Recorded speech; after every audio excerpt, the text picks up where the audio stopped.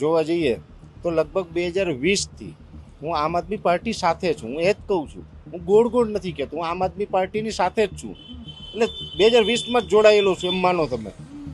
ગુજરાતની રાજનીતિ, ગુજરાતમાં ઉઠતા મુદ્દાઓ, ખેડૂતના પ્રશ્નો, આ બધા જ વિષયો ખૂબ ચર્ચામાં છે.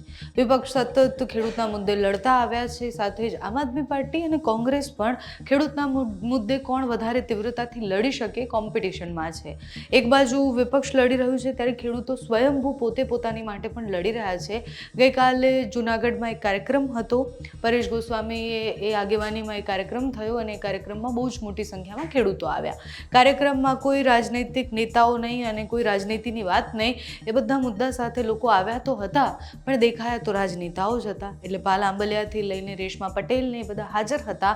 હવે રાજનીતિનો ખેસ બાજુ પર મૂકીને આવ્યા એવું કહી તો રહ્યા હતા પણ કાર્યક્રમ તો એની ઇર્દ ગિર્દ થઈ ગયો હતો.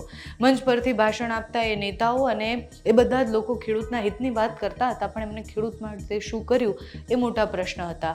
આમ આદમી પાર્ટીથી હંમેશા એક સાથે રહેતા પરેશભાઈ ગોસ્વામી, એટલે બહુ બધી વાર સવાલ એવા ઉઠ્યા કે પરેશભાઈ ગોસ્વામી આમ આદમી પાર્ટી સાથે જોડાયેલા છે, પછી એમણે નકારી પણ દીધું છે કે હું આમ આદમી પાર્ટી સાથે જોડાયેલો નથી. ગઈકાલે જ્યારે મેં સવારે એમની સાથે ઇન્ટરવ્યૂ કર્યું ત્યારે મેં એમને સીધો સવાલ એવો જ પૂછ્યો હતો કે તમારે નેતા બનવું છે, તમારે નેતા બનીને કયા પક્ષમાં જવું છે, આગળની રાજનીતિમાં જવાનો ઈરાદો છે? તો એમણે ચોખ્ખું કહ્યું કે હું જીવનમાં ક્યારે પણ કોઈ પણ પદ નથી લેવાનો, નેતા નથી બનવાનો.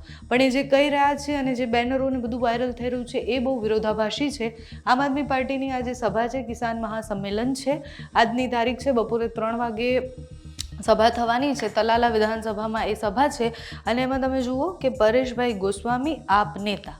ગઈકાલે અમે જ્યારે પાલ આંબલિયા સાથે વાત કરતા હતા ત્યારે પાલભાઈ પણ અમારી સાથે ચર્ચામાં એવું કહી રહ્યા હતા કે મને ખબર છે કે પરેશભાઈ આમ આદમી પાર્ટીના નેતા છે, છતાં પણ હું ખેડૂત માટે આવ્યો છું. અને પછી મેં એક સવાલ એ જ કર્યો કે પરેશભાઈ જોડાય ક્યારે ગયા આમ આદમી પાર્ટીમાં? એમણે શું ચૂપકે ખેસ પહેરી લીધો હતો?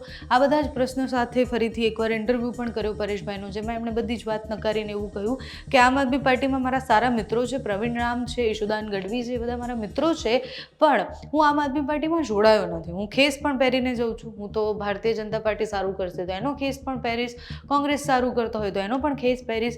એટલે પરેશભાઈ જે કહી રહ્યા છે, જે રીતના બેનરો અને પોસ્ટરો વાયરલ થઈ રહ્યા છે એમાં બહુ વિરોધાભાસ છે. એમની એ વાત ખેડૂતો માટે સતત લડતા આવવા છતાં પણ જ્યારે એવું કહે છે કે હું રાજનીતિ કરવા નથી આવ્યો અને પછી બેનરોમાં જ્યારે રાજનેતા તરીકે, આમ આદમી પાર્ટીના નેતા તરીકે પરેશભાઈનો ફોટો લાગેલો હોય તો પ્રશ્ન થવા સ્વાભાવિક છે. પરેશભાઈ સાથે જ્યારે ગઈકાલે અમે વાત કરી રહ્યા હતા ત્યારે એમણે એવું સ્વીકાર્યું કે હું તો 2020થી આમ આદમી પાર્ટીમાં જોડાયેલો જ છું. એ શું કહેવા માંગતા હતા ત્યારે તે સાંભળો. જોવા જઈએ તો લગભગ 2020થી હું આમ આદમી પાર્ટી સાથે છું. હું એ જ કહું છું, હું ગોળ ગોળ નથી કહેતો, હું આમ આદમી પાર્ટીની સાથે જ છું. એટલે 2020માં જ જોડાયેલો છું એમ માનો તમે. 2020માં હું જોડાઈ ગયો હતો અને અત્યાર સુધી એમની સાથે રહ્યો છું. હા, એક વાત અલગ છે કે હું સમય ના આપી શકું પાર્ટીને. મારો હેતુ કેટલો છે કે મારાથી જેટલો આપી શકાય એટલો સમય આપવું, પણ એ સિલેક્ટેડ લોકોને. પાર્ટી છે, પાર્ટીમાં બધા સારા માણસો હોય જરૂરી છે? 2-5 સારા હોય, 2-5 ખરાબ હોય. ભાજપ છે તો ભાજપમાં સારા માણસો હશે ને, 2-5 ખરાબ પણ હશે. એટલે આમ આદમી પાર્ટીમાં એવું હોય, કોંગ્રેસમાં એવું હોય, જેટલા સારા માણસો હોય ને એ બધાને હું સપોર્ટ કરું. મને ઈશુદાન ગઢવી, ગોપાલ ઇટાલિયા અને પ્રવીણ રામ આ સારા માણસ લાગે છે. આજની તારીખે હું કહું છું તમારા માધ્યમથી કે ઈશુદાન ગઢવી અને પ્રવીણ રામ જ્યાંથી પણ વિધાનસભાની ચૂંટણી લડશે ત્યાં તન, મન અને ધનથી હું એમની સાથે રહીશ.